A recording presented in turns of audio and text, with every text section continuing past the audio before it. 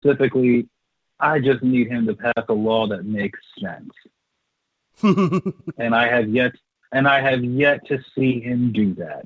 I have yet to hear that he has done something that makes sense for everyone, which does not make sense to me if he's the second coming of, I don't know.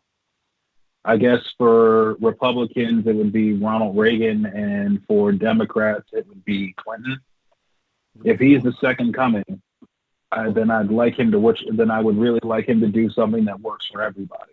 Well, Because there have been plenty of presidents throughout history who have done something that worked out for everybody, and he has yet to do that. Well, here's something that's interesting about Biden and him in making unity amongst all people. I would say in 2020, we could all, think that we're the political scientists and say why, but 2020, I think, was the worst racial climate in I don't know how long. And Biden is supposed to be this unifier. And I did some digging up. The main article I read was off of Fox, but there was tons of other backing AP articles. Back in 1975, and he made the speech. I'm not prepared to play that speech this week, but I actually do have it on my hard drive. And he goes on this tangent. I want to see if I have it. Basically, he goes on this tangent because back then, in the 70s, the inner schools were not getting any money. The inner city schools were horrible. They were friggin' nightmares. I was alive back then. I got memories. They were absolutely horrible conditions. So what they started doing was of course they were. Mixing students. They were bringing students from other districts in, which meant white kids from this district were going to the inner city. Inner city students were going to some of the outer districts. And in his roundabout way, what he generally says is that there's no way that my kids should have to go to school with your kids, and there's no way that your kids should have to ride the bus with my kid. He goes like to say, sitting in a class, there's no reason that a dark-skinned, dark-haired boy has to sit next to a white-skinned, blonde-haired boy. He shouldn't have to do that. Was one of his major statements in the whole argument. It was really bizarre, but in the end, he states that he doesn't want you on the bus, meaning people of other cultures.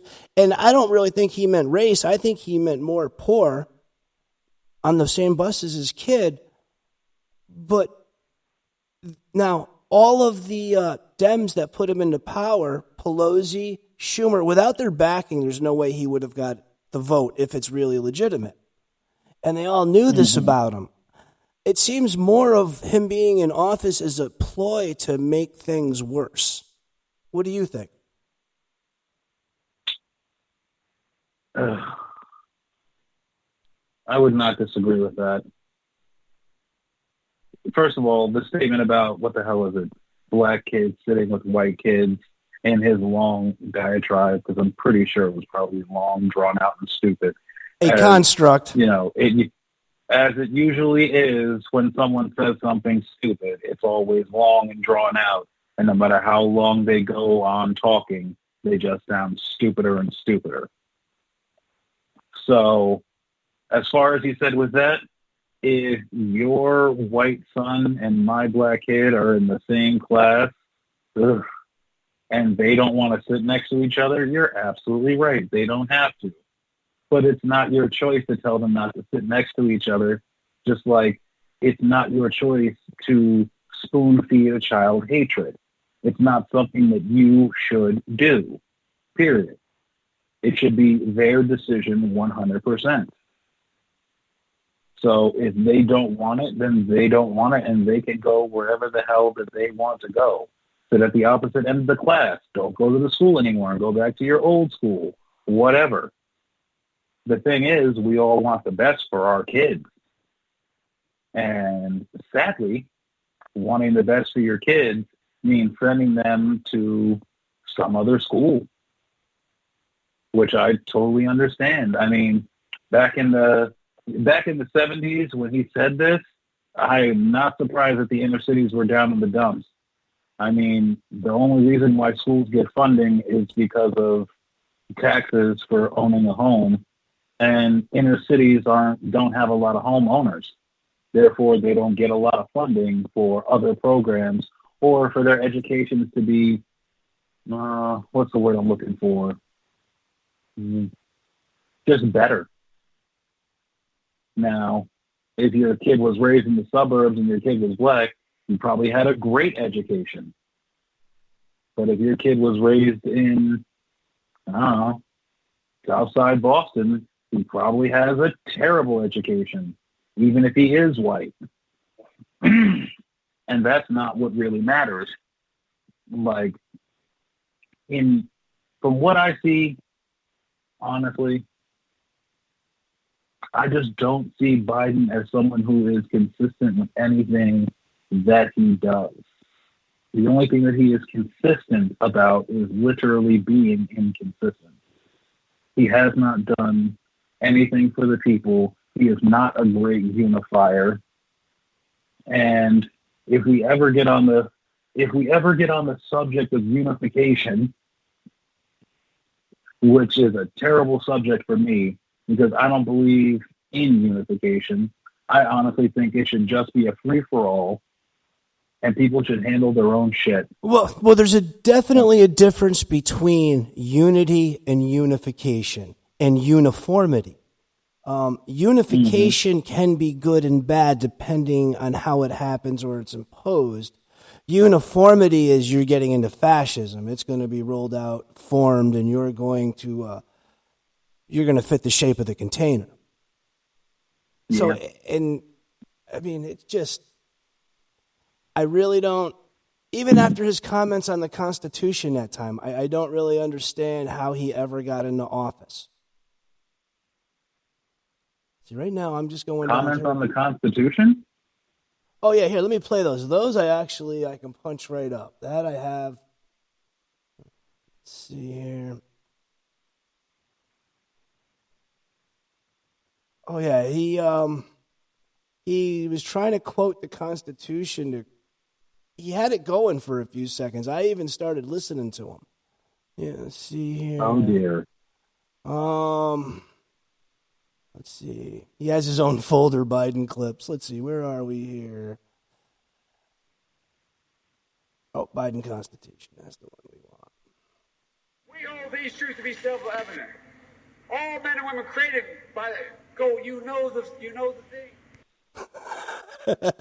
I mean, that's him quoting our Constitution. An even better one. I didn't get what he said. Let me play it again. We hold these truths to be self-evident. Doesn't sound like there's anything coming through. Go. You know the thing. No, I'm not hearing anything. I got you. It might be a little bit low. Yeah, because you're trying to pick it up, feed through the phone. Is there any way I can load it from here and have that? You know what? Don't worry about it. Just give me the long and short of it. Well, basically, he starts off saying, we hold these truths to be self-evident by the, you know how it goes, is how he finishes it.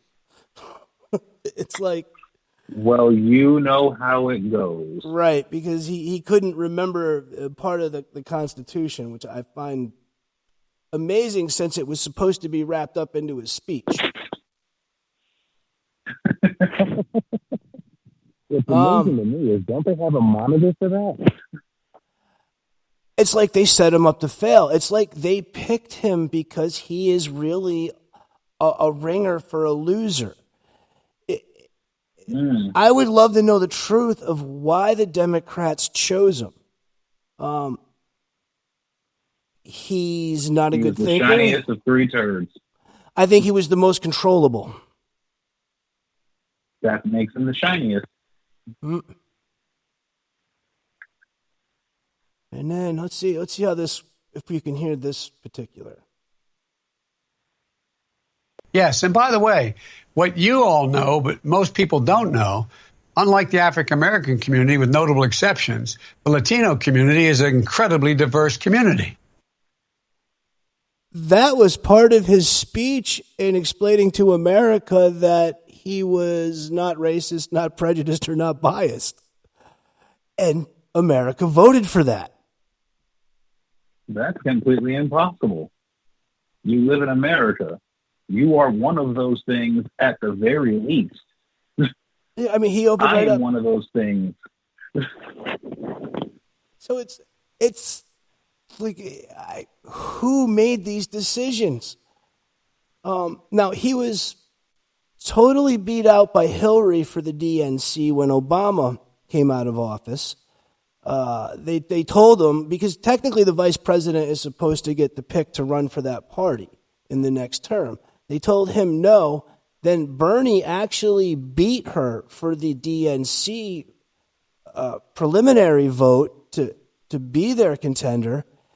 And the DNC, they had a special law that the shareholders or the directors of the DNC held a vote, and the card flipped over, and it was Hillary. And I never understand this. Why are there shareholders and developers when it comes to voting for somebody? Like, I'll never understand that. So it's somebody orchestrating a big plan with his hands full of puppets, or her. And things are so well done in that manner. I would think it would be more of a woman who could have the skills to put such a plot together and conduct it. They're a little bit more level-headed than men as far as playing politics and society. But there's definitely somebody or a group of people behind the scenes that are far more powerful than we realize, making some crazy decisions, but it's working out for them. I'm sure it is.